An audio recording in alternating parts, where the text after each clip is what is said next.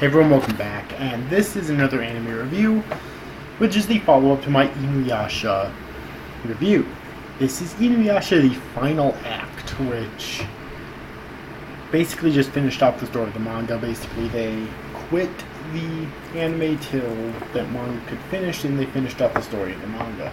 It was directed by Yasunao Aoki and produced by Kyowa Sayuni and written by Katsuyuki Shimisawa and produced by Studio Sunrise once again. And it originally ran from October 3rd, 2009 to March 29th, 2010 with a total of 26 episodes. Basically making, what would be the episode count in total? Like 190 some, so even with the final act, it was, like, the series as a whole was still extremely short in comparison to most mainstream shonen series. So there's really not a whole lot to talk about in terms of the characters that I haven't talked about before. Alright, I believe Byakuya of the Dreams was actually first introduced in this season.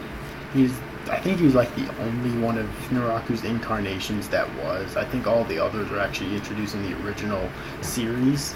Alright, and I think he might be the only notable character that was introduced in the season. There was also Sesshomaru's mother who was introduced in this season, but she's not really a major character, you know. Alright, so in terms of the plot, it basically finishes off the manga. Alright, Naraku's killed it. All the other villains are killed before that, and then at the very end, Naraku's killed, which means Miroku's wind tunnel is completely taken away. The wind tunnel that was placed on him, but on his grandfather, and thus his grandfather's descendants by Naraku. And Kohaku's life is saved, so he's able to actually return to them. Alright, and InuYasha and Kagome are able to live happily together. Miroku and Zango are able to live happily together, so it's pretty bittersweet ending in some aspects. Alright, now I usually talk about English dub voice acting at the end, and I already talked about it in the previous review, so I shouldn't need to talk about it again, but I want to for two characters. First off, Kagome. Why is her voice different here? Come on.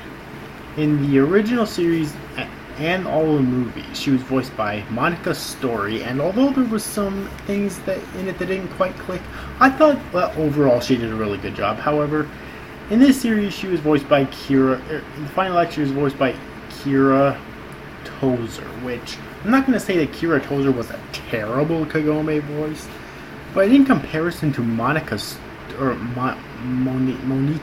Story, she really couldn't hold a fucking candle. I don't know why they changed that voice. And another voice that they changed, if I can find the character, I need to get the names.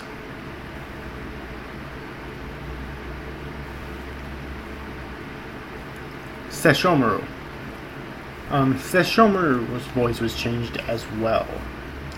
He was voiced by David Kai in the original series and the movies and the games. Alright, and David Kai voiced him so well. He brought I felt the perfect amount of, in a way, sociopathicness, but also uncaringness, because he really didn't care about much around him, to the character. But Michael Dangerfield voiced him in the final act, and again, it wasn't a terrible voice, but I just felt that David Kai works so much better, and I don't know why they changed those two voices. It didn't make much sense to me. Alright, but now, getting away from the characters' voices, what else is there to talk about this with the final act? One thing I thought they did was kind of interesting, but also kind of off-putting at the same time, was that Naraku's death, they attempted to make Naraku seem like a sympathetic villain. And it was kind of interesting because Naraku, who so far had not yet seemed like that, and intriguing because it was kind of an interesting thing for them to do. I like sympathetic villains, but at the same time, it's like, again, so far in the series there had never been any hints towards that.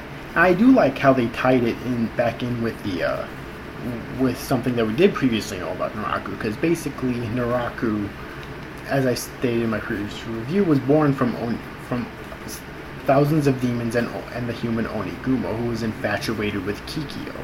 And we learned that the Shikon Jewel's true intention, well, we thought its true intention was to just manifest the desire of whoever wields it, which it kind of is. However, if that one true wish is granted, or if the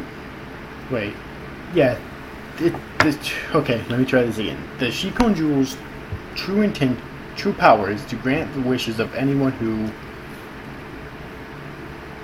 wields it. Alright, the true desires of anyone who wields it. And Naraku's true desires as Onigumo was to be with Kikyo, essentially.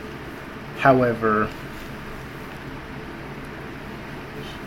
even now that he's as Naraku, he still has Onigumo's heart, and thus he still has those desires to be with Kikyo. And that's ultimately what ends up causing his downfall, which I thought was kind of interesting. But again, we really didn't get any hints that it was going to go that way throughout the course of the series. No foreshadowing whatsoever, so that's why it did seem kind of abrupt to me. Kind of similar to how, Kubo and Bleach tried to make Aizen feel like there was more behind his madness than it seemed at the moment of his defeat, Kind of similar thing, although Naraku's dead, Aizen's not. But anyways, though. Let's see, what else is there to talk about in the final act that I didn't already talk about in my previous review of InuYasha? Well, the animation is still really good once again, pretty much on par with previous. So is the art. The music again is really good. Lots of memorable tracks inside the series, and of course every opening and ending were amazing once again. And yeah, I think that's pretty much all I have to talk about for the series, though.